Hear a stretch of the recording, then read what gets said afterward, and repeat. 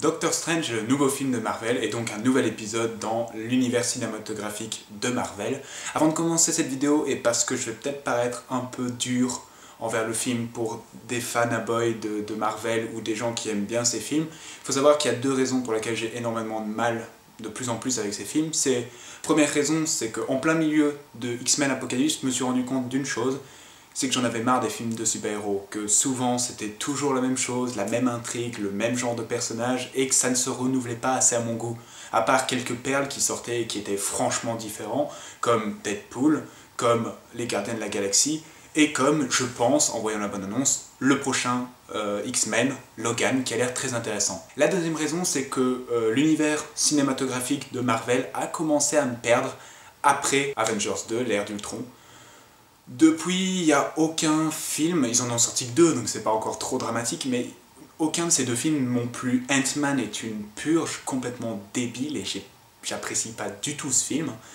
Et Civil War, que tout le monde donne le label du meilleur Marvel jusqu'à maintenant, ou du moins aux États-Unis c'est le cas, je trouve que c'est un film vraiment pas terrible, qui a énormément de problèmes, qui est très banal et qui est pas superbement bien réalisé. Plus ou moins le même problème qu'avec Captain America 2, une histoire pas très intéressante, pas assez développée et qui théoriquement n'est pas super logique, et des scènes qui veulent paraître importantes et qui veulent avoir leur poids dans la gravité, mais qui sont saupoudrées de beaucoup trop d'humour et que tout devient guéguesque.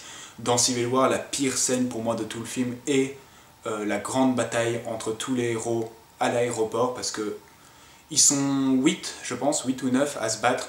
C'est très mal filmé et ça pue pour la suite où ils annoncent qu'ils veulent mettre 24 personnes à l'écran. On verra, mais je vois pas comment ils vont faire ça. Et en plus de ça, toute cette scène, il y a beaucoup trop d'humour, ce qui fait que c'est censé être grave, c'est censé être des gens qui se battent pour leur idéologie.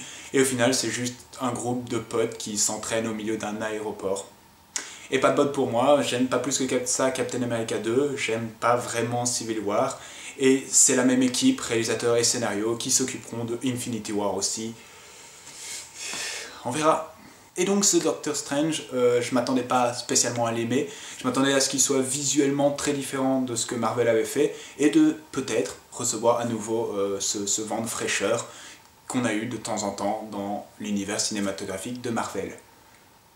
C'est pas le cas, pas autant que j'aurais voulu du moins. Donc Doctor Strange raconte l'histoire de Strange, qui est un docteur en neurologie qui, bien sûr, vu que c'est Marvel, est riche, intelligent, il sait mieux que tout le monde et est extrêmement arrogant, qui un jour, suite à un accident de voiture, va avoir les mains brisées et se retrouver dans un état où ses mains tremblent sans arrêt et où forcément il ne peut plus continuer son métier de neurologue. Il fait alors la rencontre d'un homme qui était paralysé et qui désormais arrive à marcher et qui lui apprend que pour guérir son infection, il est allé ouvrir son esprit. Au début j'étais surpris, on a 15 minutes vraiment de cette histoire posée où Strange perd ses repères, perd son habitude et devient un homme vraiment perdu. Et c'était vraiment traité de façon très sérieuse, très sentimentale et avec beaucoup d'émotions, et je ne m'attendais pas à ça. Et forcément, après 15-20 minutes, arrive la formule Marvel de l'humour. Ce qu'il faut savoir avec l'humour Marvel, c'est que je l'aime bien, le plus souvent il marche bien, mais je trouve que souvent, il est à des endroits où il ne devrait pas être et gâche l'intensité ou la gravité que certaines scènes devraient avoir. Ça va revenir plus tard, je vais l'expliquer plus ou moins pour la fin du film, où là ça devient dommageable, je trouve. Avant d'arriver au problème que je peux éventuellement reprocher au film, je vais d'abord parler du visuel du film, que forcément c'était la seule chose que j'attendais plus ou moins du film, et qui est intéressante. C'est vrai que ce qu'on voit dans les bandes annonces, ce remodelage de la ville, de la structure, de l'architecture, est très intéressant à voir et très joli à voir. Le problème, c'est qu'encore une fois, c'est toujours la même chose. Dans chaque scène d'action, la plupart d'entre elles, c'est ça qu'ils vont utiliser, c'est ce changement de décor, d'architecture et tout ça. Et dans un film Marvel, il y a beaucoup de scènes d'action, donc forcément, la première fois, c'est impressionnant, ça a de l'impact, c'est joli à voir. La deuxième fois, c'est toujours impressionnant parce que ça a de la gueule, c'est quand même sacrément bien foutu, mais tu commences à comprendre quel est l'effet parce que c'est toujours le même, c'est toujours des choses qui se multiplient à l'infini, encore et encore et encore, et qui tournent en faisant des spirales. Ce qui fait qu'à la troisième fois, j'étais plus vraiment surpris, je savais comment ça marchait, donc oui, c'est joli, mais ça n'a plus aucun impact. Puis la quatrième fois, puis la cinquième fois, et pour finir, ça n'a plus aucun impact du tout. Je pensais réellement qu'ils allaient garder ce genre d'effet pour la dernière baston, peut-être la dernière combat, pour vraiment donner énormément de spectacles, énormément de choses visuelles. Mais non, ils ont décidé de l'utiliser pour chaque combat, ce qui fait que chaque combat se ressemble. Il n'y a aucun combat qui est plus puissant qu'un autre. Ils sont tous sur la même longueur, il n'y en a aucun qui est plus tendu ou t'es plus pour le héros, tu te dis oh c'est vraiment badass ce combat et tout ça, parce qu'ils sont un peu tous les mêmes en fait. Mais alors il arrive des moments dans le film où il nous balance des effets visuels qui sont à deux doigts du ridicule. Il y a donc deux sortes de voyages dans le film, sans spoiler.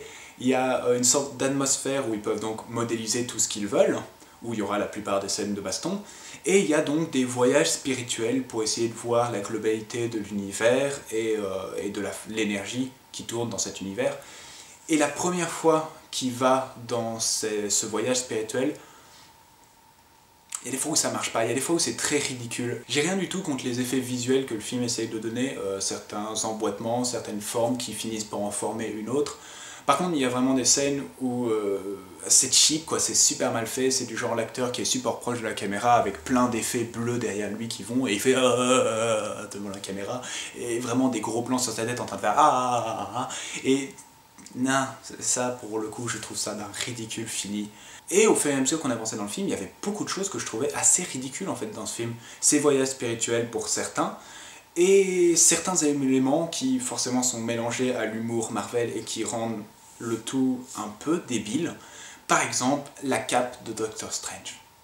Ah, je me rappelle quand j'avais vu la bande-annonce et que j'avais vu Doctor Strange avec sa cape la mettre autour de lui, elle tourne, elle s'emboîte sur son épaule, j'étais super classe, c'est super badass. Ce que je savais pas, et peut-être que les fans du comics le savaient avant d'aller voir le film, mais moi pas du tout, c'est que cette cape a une conscience. La cape est vivante. Et donc Marvel décide d'utiliser cette cape pour faire du comic relief. La cape va servir à faire de l'humour. Ça va être des scènes du genre le Doctor Strange met sa cape, et puis d'un coup t'as la cape qui commence à caresser du sang sur sa joue, et il va faire stop, stop, arrête, arrête. La cape qui va s'enrouler autour d'un mec, qui va commencer à lui taper la tête sur le sol, qui ont vraiment juste un but comique, mais qui sont ridicules, je trouve vraiment ridicules, et je pouvais pas me sentir investi dans un film qui était aussi ridicule. Et donc j'arrive à ce que je disais au début, je vais essayer de pas spoiler, mais la fin, le méchant final, est battu par l'agacement.